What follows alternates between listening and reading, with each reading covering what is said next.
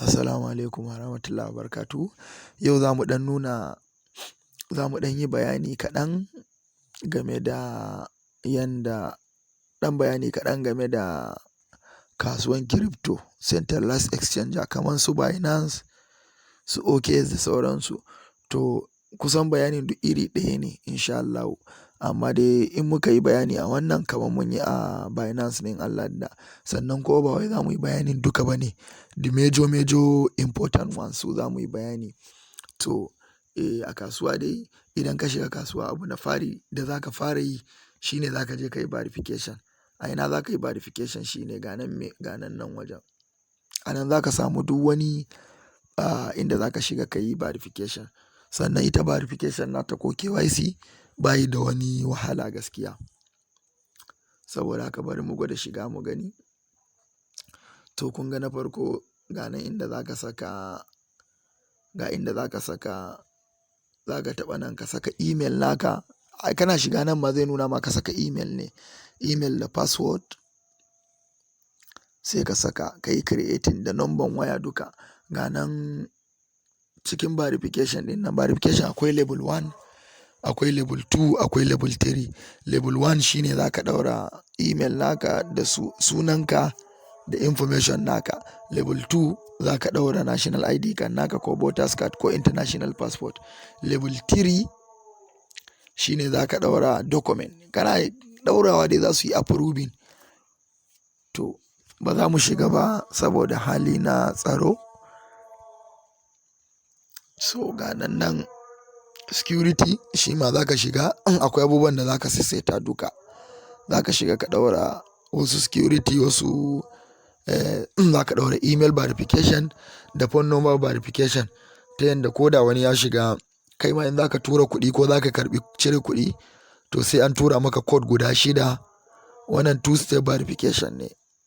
Sai an tura maka code ta number wayanka da kuma ta email naka, sai ka ɗauko ka saka. Wannan duk kiyayewa saboda kada wani ya zo ya cutar da kai kenan. Ga nan authorization ɗin nan shi ma za ka shiga. Duk dai nan wajen ka shiga one after the other ka yi setting abubuwan da ya kamata. To idan muka yi baya kamar yadda muka faɗa, ga nan nan wajen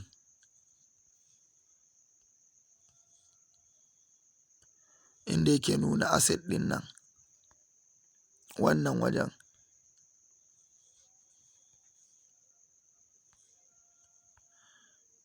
a nan wajen za mu ga inda na sa akwatin nan, za mu ga asset in na goge wannan abun. To wannan wajen shi ne asset naka. A nan ne dukiyanka take. Duk kuɗin da ka yi hanya kuma biyu a nan za ka ga kuɗaɗenka. Kamar yanzu yadda kuke kallo ga shi nan ina da dala 1 a cikin account ɗina kenan ko. To dala 1 nan a funding account, dama account kala biyu ne ko uku. Akwai funding account, akwai trading account. Funding account in ka saka kuɗi to a nan ne zai yi. Maybe deposit ka yi deposit na kuɗinka daga wani wallet. Misali ka ɗauko kuɗin daga wannan satoshi sun baka kyautan bitcoin, ka ɗauko su ka zo ka yi deposit, to zai sauka funding account ne.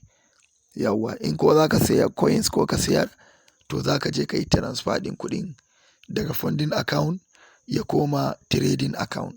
So wannan Allah da duka a hankali za mu yi bidiyo a hankali ya ake deposit, ya ake withdrawal, ya ake converting daga coin ɗaya zuwa coin ɗaya, ya ake transfer daga trading account zuwa funding account.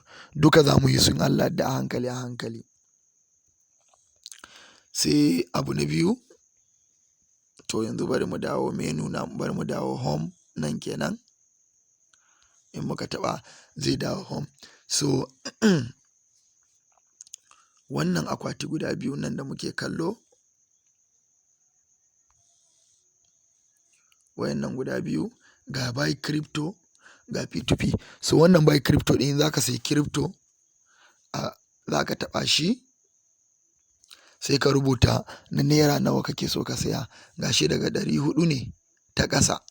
Sannan kuma gashi sun nuna mana farashin dala, kowane dala ɗaya tana matsayin 600. Dama USDT shine dala na kiripto, United States Dollar tita. Wasu zaka ji suna ce mata tita, wasu zaka ji suna ce mata dala, wasu zaka ji suna ce mata USDT.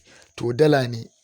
Dama in zaka sayi kuɗi, zaka sayi coin a kasuwan kiripto, to sai ka sayi, in ka saka kuɗinka na Najeriya sai dala zaka saya. Da dala ita ne zaka iya sayan kowane kiripto. Duk za mu yi bidiyo a hankali yanda zaka sayi dala da yanda zaka sayi canja dalan zuwa kiripto. Haka in zaka sayar da kuɗinka a kasuwan kiripto, to in ka sayar da coin ɗin dala za a baka. Sai ka je kasuwan P2P ka sayar da dala, kuɗinka ya shiga. In Allah da duk za mu yi wannan abun a bidiyo gaba. To a nan misali muna so mu sayi na 5,000, sai ka saka 5,000. To in ka saya ka ce buy USDT. To kun ga yanzu za a bani 5,000 ɗin nan zai saya min dala 7 ne, 7 zai saya mini 7 nawa ne? 7.4 dala. Sannan kuma zai kai ni ta kasuwan P2P ne, a nan ne zan iya saya. Saboda a Najeriya ba za ka iya saka ATM card naka ka sayi coin ba, saboda kasancewa an haramtaccen kasuwanci ne da gwamnatin bankin CBN ta hana kenan. To za ka iya siya ne kawai ta P2P. Ma'ana P2P shine ka je ka sayi dalan a wajen wasu. Yauwa ka sayi dalan ka tura musu kuɗi, su kuma su tura maka dala ta online. It's very very secure. Za mu yi bayanin shi, gamsasshen bayani akan yadda ake P2P. So yanzu ba zan yi confirm ba saboda bani da isasshen kuɗin da zan sayi dalan, ba saya zan yi ba. Amma wani lokacin za mu yi bidiyo, za mu yi yanda za mu yi wannan saya ɗin mai Allah da. So sai mu yi back.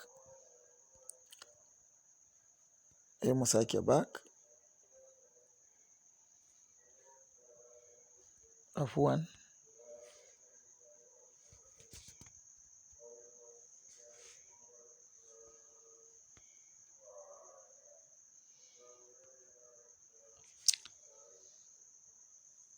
To yauwa wannan kuma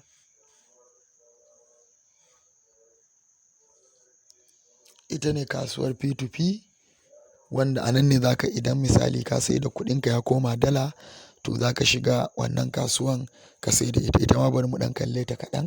Za mu yi bidiyo nan gaban Allah da musamman yanda ake yin P2P. Amma dai yanzu da yake introductory bidiyo ne, za mu ɗan gani ne sama sama. To in ka shiga kasuwar P2P za mu ga yanda take. Yauwa kun ga yanzu ga mutanen da suke sai da dala. Yanzu ga wani na farkon nan ana kiransa Matthew. Gashi nan kun ga yana sayan dala, zai saida maka dala naira 677. Sannan in mun duba ga nan a ƙasan naira 672 nan, ga nan available dala. Dalan kuɗin da yake jarinsa kenan da yake cikin kasuwan yana da dala 100. Ga in ka duba order size a ƙasa, gashi nan zai saida dala iya kuɗin da zai saida daga na naira 6,000 zuwa 67,000, 66,000 zuwa 67,000. So in kai na 50,000 ma kake so ba zai saida maka ba. Sannan in mun duba nan wajen za mu ga cewa ya yi ciniki, ya yi transaction 77 ne, saya da sayarwa tsakanin shi da mutane. To kun ga wannan ya nuna mana shi wannan bai jima a kasuwan ba.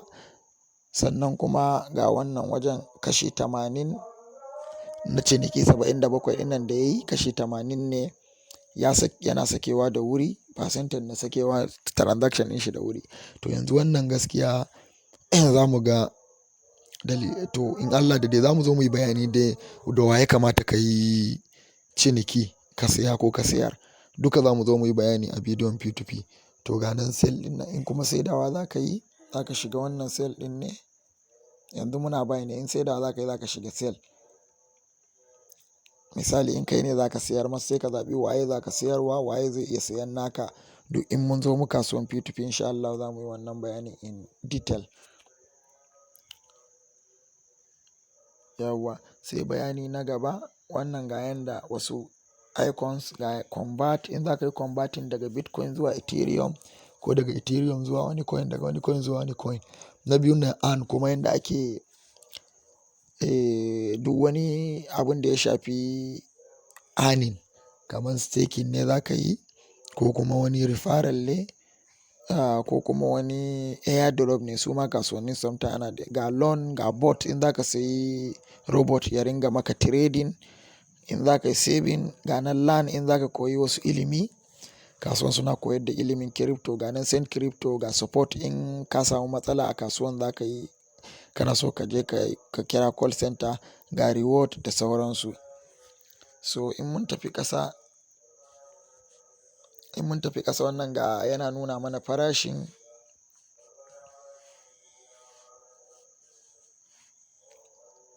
kamar wannan wani coin ne da muke kiransa call. Ga nan trade fiyansa dai call USDT, wato in ka sai da call ɗin a kasuwan za ka iya sai da call ɗin a baka USDT, shine call/USDT nan. Sannan ga 24-hour volume nashi 2.2 million. Wannan saya da sayarwan da aka yi da shi a cikin 24 hours kenan. Sannan nan ga farashinsa, kowane call ɗaya yana daidai da dala 0.008 dala. To wannan kuma yana nuna mana tashinsa ne a kasuwa. Kun ga ya faɗi ne da minus 1.7. In ka ga mai plus to ya tashi da haka ne, in ka ga minus ya faɗi da haka ne. A yi haƙuri, muna yin abin shaf shaf in Allah da za mu zo a bidiyo na gaba mu yi mai kyau. So kamar yanzu kun ga dukansu wannan pair ne, trade pair ne na USDT. Za ka iya akwai wanda za ka ga trade pair nasa USDT ne, duk dai za ka iya caccanjawa in Allah da duk yanda. Wani za ka ga akwai kasuwan da ba za ka iya sayar da abu a baka USDT ba.